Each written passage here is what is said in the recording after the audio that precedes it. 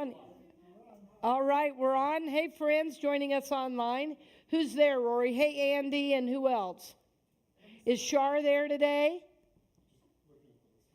Okay. Oh, that's fine. That's fine. All right. Well, let's go ahead. We'll just take a moment and pray in. Even though we've just spent the day praying, it just doesn't feel right for me to say anything without some prayer. Okay, so as we gather together, we know one presence, one power, God the good. There is one presence, one power, God the good, omnipotence. For this we are grateful, we are blessed, and so it is. Amen. Well, bye, Laura. So it was so funny. I told Rory that there's a video I like to show about Unity history. I looked for that video longer than I care to admit. I looked in every computer. I went to Unity Worldwide, Unity Association, and I called colleagues. So obviously I was not supposed to show you that. So I'll just tell you, because the second week, I'd like to talk a little bit about just the Unity history, but I can do it probably more quickly than the video anyway. And anything I found was so dated, it was embarrassing. I wouldn't want to show you that. But basically, and I mentioned it a little bit today, basically Unity started as a prayer movement. Charles and Myrtle Fillmore, well, it was actually Myrtle Fillmore, was looking for a healing solution. So she had been given a death sentence because she had tuberculosis, which in those days, you died from. And so she was searching healing, and she grew up in the Methodist Church, and so had Charles, I believe, her husband. And anyway, so they were going to these different lecturers, and she went and heard this guy named E.B. Weeks say, "I am a child of God, therefore I do not inherit sickness." And she said, "That's what I'm going to say." And because she'd been told, there was no cure, and that was all there was to it. But so she liked that idea. I'm a child of God, therefore I do not inherit sickness. So she started saying that over and over and over. She found a prayer practice. And what she would do is she would have a chair sitting beside her when she was doing her prayers. And she would put her hand out like this and imagine Jesus taking all the disease from her body. And, of course, she didn't die. She lives well into her 80s and had a miraculous healing from TB. And her husband, Charles, was, going, what you doing over there, honey? He was seeing her healing and decided to try it himself. Charles was a real estate developer and a businessman, didn't really know much about spirituality. And he had suffered from, in childhood, what was called a withered leg. It didn't work very well, and it was a little shorter than the other. And he had always had to have lifts and things put in his shoes. So he healed his leg almost completely through the same practice. And so they started kind of, checking out, well, what, like he went to a conference that was supposedly on spiritual things, and he goes, you know what? I don't believe any of these people. I'm going right to headquarters. And he meant right to God. And he started meditating hours a day. So Charles and Myrtle, because of their miraculous healings and their meditative practice, they started gathering in homes in different areas with doing prayer. And so they would say, every night at 9 o'clock, let's gather together in wherever home we are, 3 or 4 people, 5 or 6 people, and we'll all pray at 9 p.m. And people started experiencing healings. So it was out of that Silent Unity started. And in the beginning, Myrtle Fillmore answered every single request herself. And there's a whole book called Myrtle's Healing Letters from over the years. And then, of course, now Silent Unity is worldwide. And actually, the most common call is from Catholics, believe it or not. The other common call is for a bowel movement, I will tell you. People got to leave the hospital. They call Silent Unity for healing streams to move through. But I'm not kidding. I'm not kidding. Yeah. I mean, yeah, you don't have a bowel movement, you don't leave the hospital, friends. So, yeah, lots of calls for that. Lots of calls for relationship help. So, but anyway, that's how Silent Unity started, and still today, now there's an app. It's called You Pray, the letter U and Pray, and you can put your prayer request in there. And if you want an email, they'll send you an email. If you want a real letter, they'll send you a letter. So it's changed, of course, over the years and updated, but Silent Unity has been in existence for over 100 years. So Unity started officially in 1889 in Kansas City. And the reason there's a Unity Village, so there's a huge Unity Village. It's over 1,000 acres. I think it's about 1,500 acres now. And the idea is that they were building a community of peace. And so they kind of, all around the edges, they put these big, tall bushes all around the edges. And they were thinking it as a totally enclosed center for peace. And they had, they raised all their own food. It was all vegetarian. There was a Unity farm. But because of those big bushes on the outside, people thought, oh, they're trying to hide something. So in the early days, especially being vegetarians, they must be weird. Because, in Kansas City, that's a cow town. I mean, you don't get any more like, longhorns and,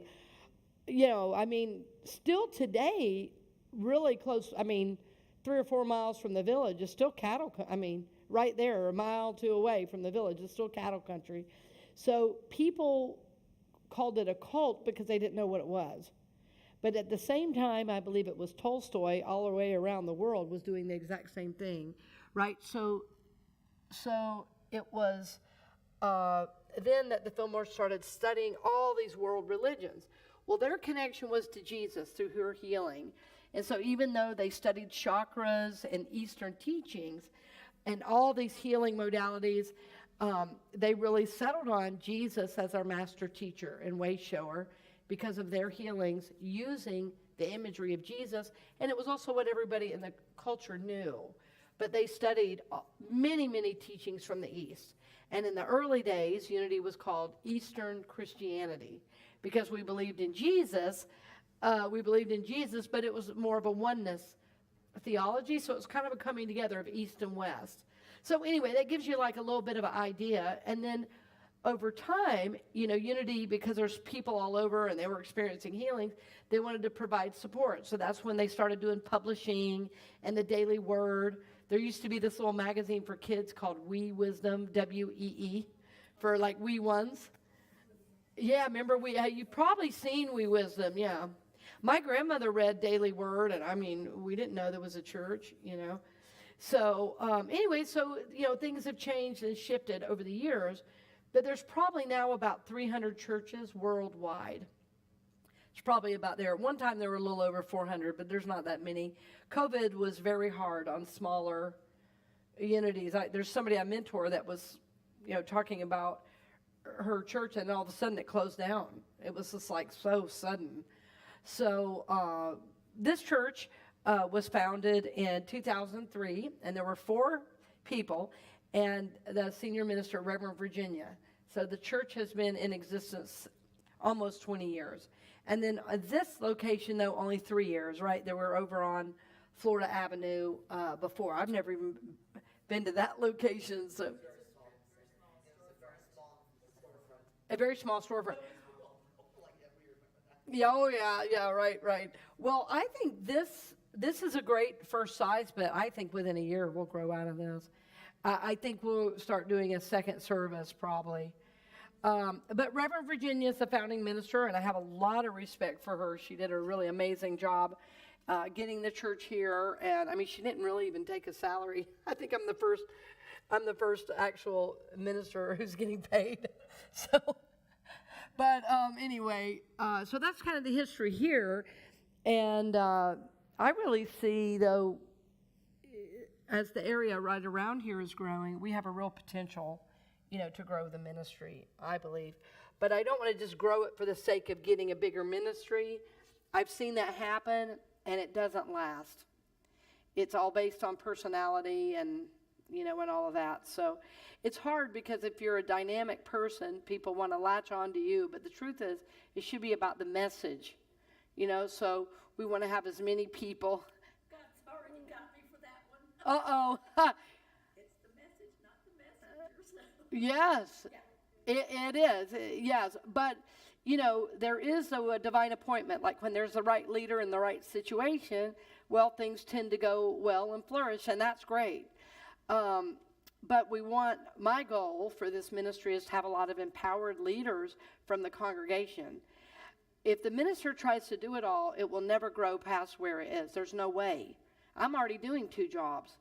I'm already doing the music director and the minister job, and that's, so, eventually we'll need a volunteer coordinator. We'll need, we already have a prayer chaplain coordinator. We're going to need some more help in the office, probably because Mindy's now doing youth ministry. So anyway, that's the future that I see. And then, again, opening the campus to a variety of events.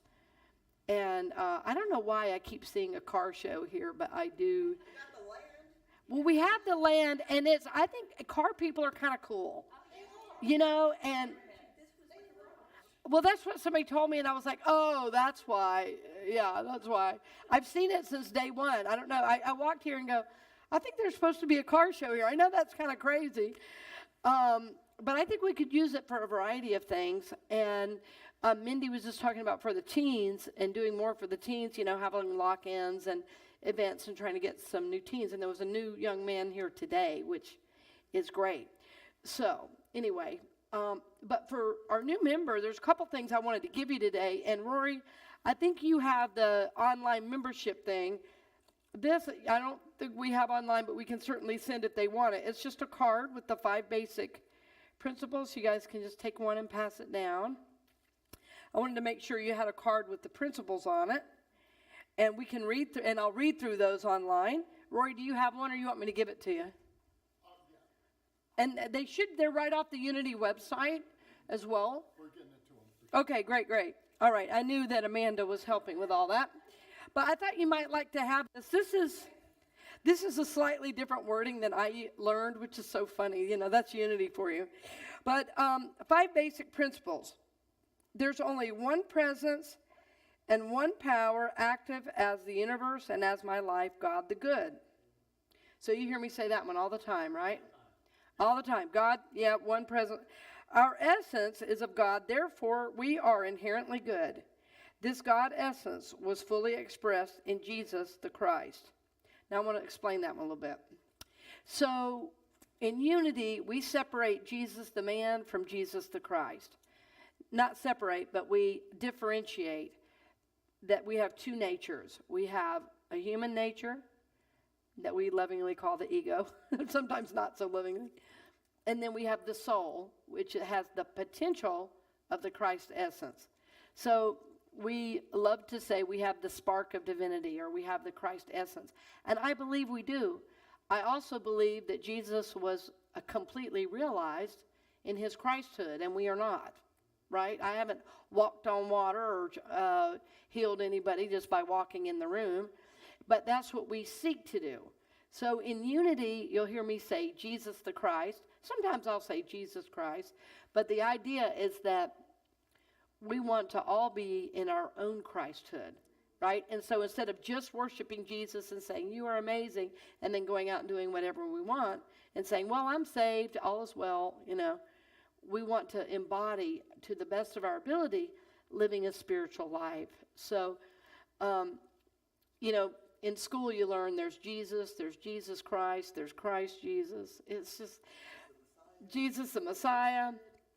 Yeah, well, I had a teacher one time. We had to go through these tests. They're called L&O, Licensing and Ordination, where they're testing us on all this stuff. And one minister goes, what's the difference between Jesus Christ, Christ Jesus, and Jesus H. Christ? And I started laughing. I said, no, I'm not going there. So, yes. You know how you hear in other religions the second coming of Christ? Yes. I think the second coming is the Christ being In you, yes. all of that's the second coming. Yes. That the Jesus, the man, Christ is coming back again. Right. It's Christ that we call the Christhood is going to be Yes, acknowledging that Christ in us. Yes. Living it. Yes. Well, Paramahansa Yogananda has 2 huge manuals of that, saying exactly that. Oh, he was an Eastern yogi. Yeah, Paramahansa Yogananda, yeah, he wrote a great book, and he brought yoga to the States in the 50s. Kriya Yoga, which is a certain set of spiritual practices, but Avatar from India, yes, yes.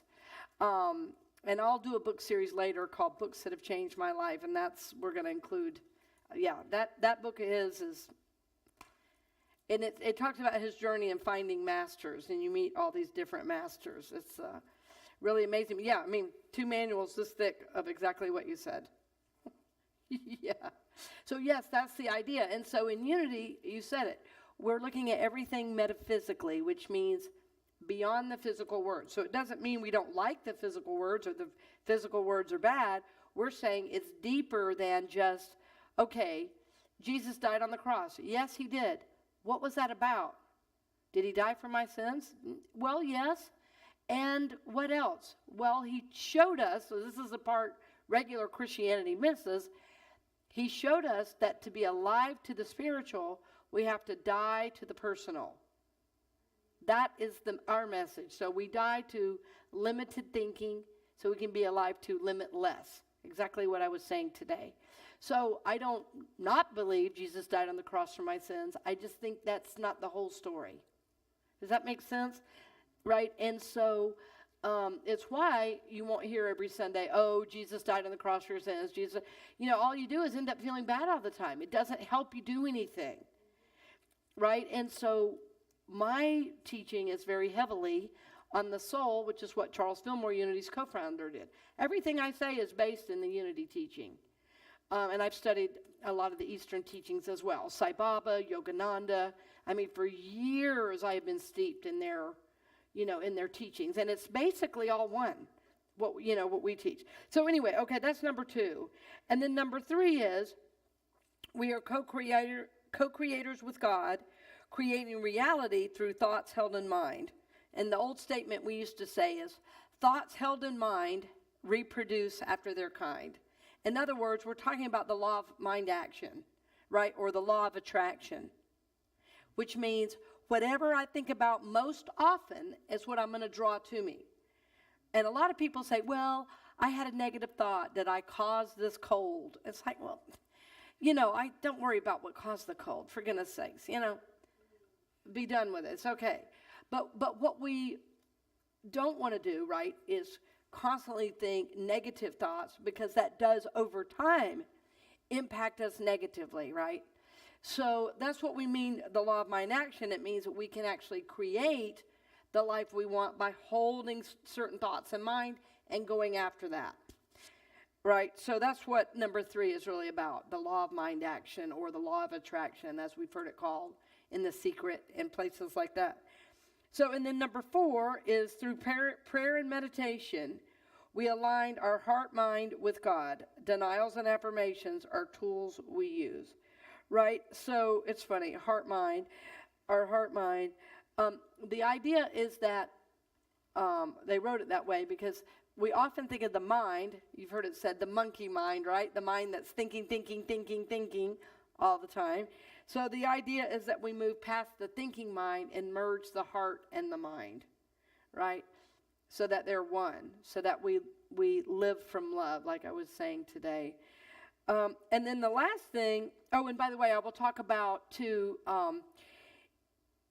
in September, I'm doing a whole thing on prayer, and I'll go deep into that. But when this says denials and affirmations, what that means is that a denial means I deny the power of anything negative.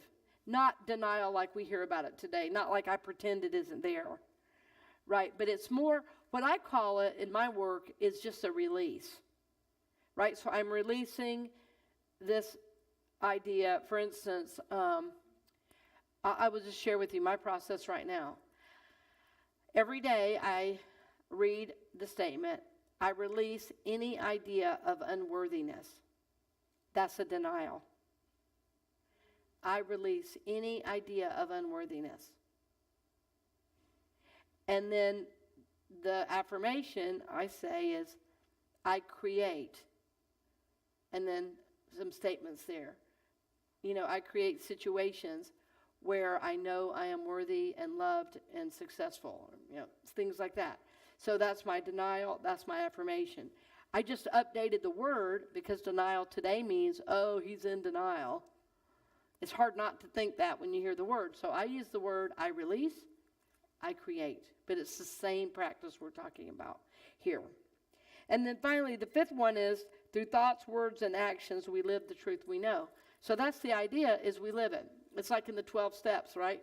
Practice these principles in all our affairs. So that's the idea, is that we seek to remember there's one presence, one power. That presence lives in me. I decide what I want my life to be about, so I co-create my life with God. Well, then I have to do practices, prayer, meditation, and then live that in the world, right? So that's what we try to do in Unity.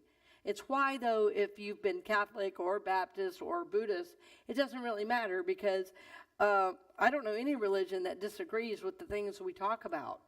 I mean, it's almost humanistic. It's like, okay, you're human and you have power to choose. Be hard to disagree with that. So anyway, that's our 5 basic principles, and they're worded slightly different for the kiddos, but that's the idea, and that's the cornerstone of what we do in Unity, and that's the cornerstone, really, when we think about, like I mentioned last week, that at some other churches I've been at, they always do these events that are not in any way spiritual, and they never succeed because we're supposed to be a spiritual center. And everything we do should be, if it doesn't have to do with one of these 5 things, we're not doing it. If it doesn't have to do with healing or peace or love, you know, or soul growth, we're not doing it. Except for maybe a car show. And another thing. Well, we are going to do a rock and roll Sunday. We're going to do a rock and roll Sunday, yeah. No Elvis. Probably not. Probably we'll do Let It Be. Probably do Imagine. And there's this new band I found there called Shine Down. It's kind of heavy. It's kind of hard rock, but I really like it. There's a song on there I might use. And then what was another one? I did at my last church. We did a rock and roll Sunday, but we'll do, you know. Oh. I'll do drums on that Shine Down song probably. What was the other one? When I say it, you'll know the song. Instant Karma's Gonna Get You. That one. And we all shine on in the moon and the stars and the sun. Yeah. Yeah. And then Let It Be, you know. I mean, they're classics. What's a girl to do? So anyway, any questions about any of the principal stuff? I just wanted to kind of give you, a couple of ideas. Yeah, Bob. I want to say something. I read the book here, the free book called The Law of Attraction. Yes. And I've been in the church almost all my life. I've learned so much from that little book. Yes, It's unbelievable. Isn't it? And it's free. I forget the author. Do you know the name of the author? I don't remember it off the top of my head. That goes by the author's name, our books. But that book was, at my age, I didn't think I needed to learn anything else. But I am learning so much, and that little book started me. Yes. I recommend everybody here. Oh, it is a great book. It is a great book. So, yeah, the law of attraction. And it's so important to remember because, again, I know I say this all the time. The world says you're a victim to life. But we're saying, no, you get to decide. Now, again, we don't decide every single thing that happens. But we definitely co-create our life for the better. And that's what law of attraction is about, is getting clear. Yeah, getting really, really clear. And the thing, though, sometimes the law of attraction stuff leaves out is any places unhealed are also attractors. So if we don't look at those places that are not healed, we're going to keep drawing the same old thing again, right? So that's why I'm so much about healing and kind of shining the light the right direction to go, okay, let's illumine some of those dark places or some of those places I'm unconscious, and try to heal those. So then we're less of an attractor for things that are unhealed. Does that make sense? Exactly. That's exactly why. And I'm like, oh, it happens to more of us every day. Oh, exactly. That's exactly why I share stories so people go, oh, her too? You know? So, yeah, exactly. Sharing of your stories, because I've been here several times now, just tearing. And it's like, oh, I didn't know that was going to come up today. So the after the sharing of it, and you said the unconscious word, Yes. I don't know yet. But if there's tears happening, I know there's healing. Yes, and sorry, I forgot for the online people. So all Janine said is that there is room for healing for all of us, and that sometimes when I share stories, it will bring up tears, and that means, yes, there is something there. It could be something in you that needs to be healed. It could be simply compassion. Could be any number of things, but yes, that's the other reason. It's easier to hear stories because we're all have that human connection. And I love stories. I grew up on stories, so I like, yeah. What's that? Yeah, that's how you remember it. Yes. The oral tradition. Yeah, it's like, yes. Well, and you know, the issue with the Bible, I say the issue with the Bible is if I know every issue, but one issue with the Bible is that it was an oral tradition and it got written down. And, you know, there are two creation stories everybody seems to not even notice, but Genesis 1 and Genesis 2 are two different creation stories because, you know, I'm sure kids were sitting around a campfire with their parents and said, hey, Mom, hey, Dad, how do we get here? And Dad looks up and says, well, see that darkness? Way long ago, there was nothing here, you know? And now we've written it down, and we say that's the only way it is. If you don't believe it, the Bible says it, that settles it. And every culture has their creation story, you know? They all have their flood story, exactly. So they're allegories to teach us about things, but to try to take every word of the Bible literally, it's a struggle because there's nothing, it's not a scientific manual. It's not factual. So once you start learning the science, you go, okay. So, but it doesn't mean there's not value there. And a lot of unity churches have almost thrown it out completely. But I love the Bible, and I'm not sure how it's been used against me and everybody I love my whole life. But I think there's some wisdom there, and I think, and I don't want our culture to completely lose our connection with it. So there's something of value there. But you have to read it with the mind of, it's not every single word. It's, again, what's the message behind the words? Because in that culture, you told a story differently to a different group. That's what an oral tradition is, right? I grew up, my great aunt, my great grandmother, they're in the Library of Congress for their folk songs and folk tales. And I've heard the same story told 50 times, and it's never been the same each time because it's a different group. And she would think about and, shade it a little bit different way depending on who was there. Well, now we can't do that with the Bible because it's written down. But, the Jews are an oral tradition. They have the longest history written down. And the longest history written down, exactly. So I'm not saying it's bad. I'm saying, again, it's something to know going into a study of the Bible and things like that. So what I have here is an actual application for membership. Rory has one for the online people, right, Rory? So we'll go ahead and pass these out. Just take one and pass them down if you don't mind. Oh, wait, did I give you enough? Here's a couple more just in case, since there's several people there.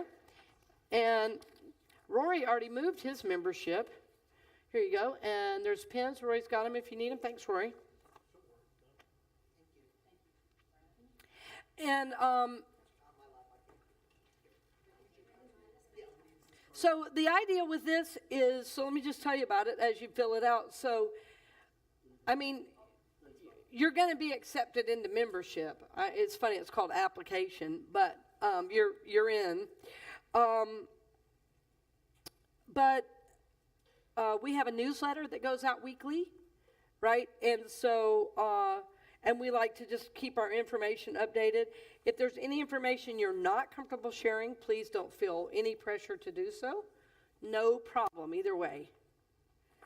And we will also be ordering you a name tag. Okay, you already did. Great.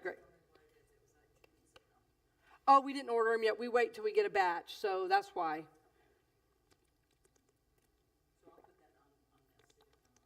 Mm-hmm.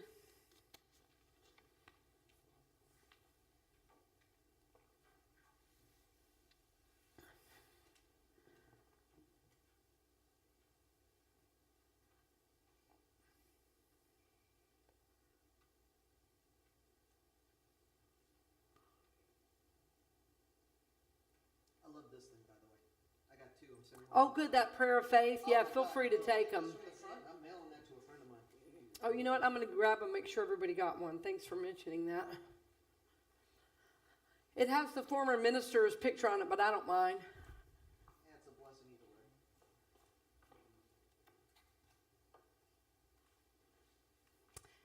Yeah, this is one of the prayers I have memorized. I love it.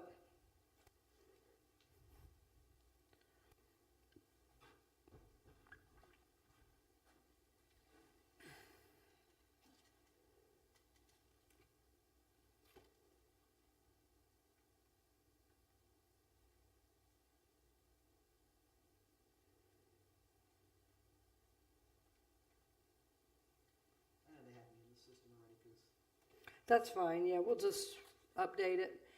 And then when you're done, we'll talk about next Sunday real quick.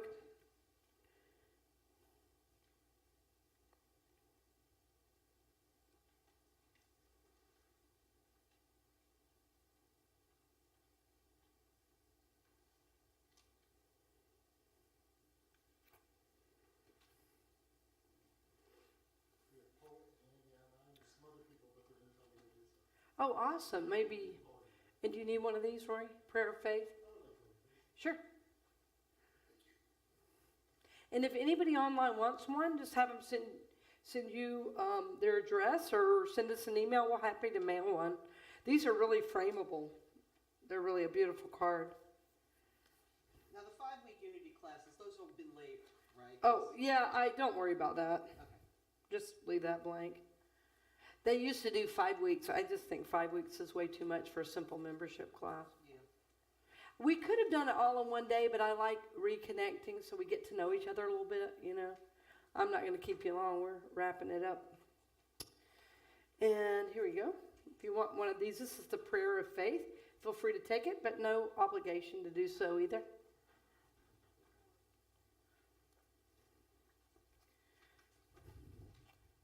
And feel free to take more than one if you want it. We've got hundreds of them.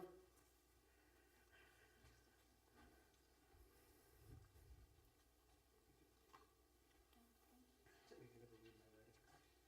This was 20 years of doing shorthand. Oh, it is. It's like my writing's terrible. If you turn it in shorthand, I won't be able to read it. Huh? Nobody could.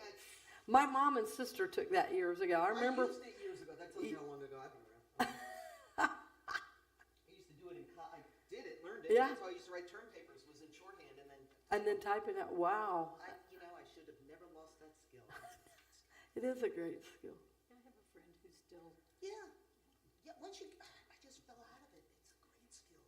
So, yeah, the prayer of faith I handed out that we were talking about, it's not by the Fillmores, but it was one that was used, has been used for, 100 years. And it was mostly used for kids as a prayer of faith. And it's one of the few prayers I've memorized start to finish. I love it. Sometimes it'll just go in my mind, like, God is my help in every need. God does my every hunger feed. They changed one word, but he walks beside me, guides my way through every moment of the day. I now am wise. I now am true, patient, kind, and loving too. All things I am, can do, and be through Christ, the truth that lives in me. God is my health. I can't be sick. God is my strength, unfailing quick. God is my all, I know no fear, since God and love and truth are here. Amen. That's beautiful. It's a beautiful prayer. That's the prayer. You have that to heart? That one? Mm-hmm. Oh, Also, the other one is the one that when we had the little change things, the little banks. the Prosperity Bank one. Yes, yeah. That's a great one too. That's another one. Yeah, that is another good one. Yeah. Well, so what I was going to say is next week, the idea is I like to have new members kind of sit together if you guys are open to that. It could just be, 2 or 3 rows, but I mean, if you're ushering, that's fine. Do what you need to do. I kind of like to dress up a little bit on New Member Sunday, like make it special. And so how I always describe that is your Sunday best. Now, some people get a little like complex and go, I don't have a dress and I don't have a suit. I say your Sunday best. I just want you to feel good in what you have on.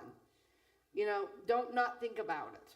That's why I'm saying. I said, if your Sunday best is your Vans tennis shoes and your saggies, that's fine. Wear that. But I want you to feel good and comfortable, like you've shown up for yourself. Because to me, being a member, we don't require it, right? So it's about you and your growth. It's about saying, this is a special day for me, and honoring that. So that's all I'll say about that. It's not about us all looking perfect. I've never been about that. But the idea is that as you come forward, there'll be a little thing that we say, a little agreement. It's like, I will give my time. I will follow the leaders. It's very simple, 3 or 4 little statements. And we'll read that together, and then we'll sing to you, You Are the Face of God. And you'll be crying. Oh, yeah, we love that. We're going to be going, You are the face of God. I hold you in my heart. And everybody goes, It's so great. And then you'll get a little flower. That's our gift. So something, it's just real simple. We'll do it at the end of service. If you want to bring friends or family, feel free. It's kind of a nice thing to have people support you in. Why don't you just reserve the Yeah, that's what I was going to ask. We have 15 people. How many are we? A lot of seats. Yeah, there's about 15. Now, I don't know about online people if you guys are going to come. Melissa Hill Greenbaum is coming, and she's coming from, I always forget the name of that area.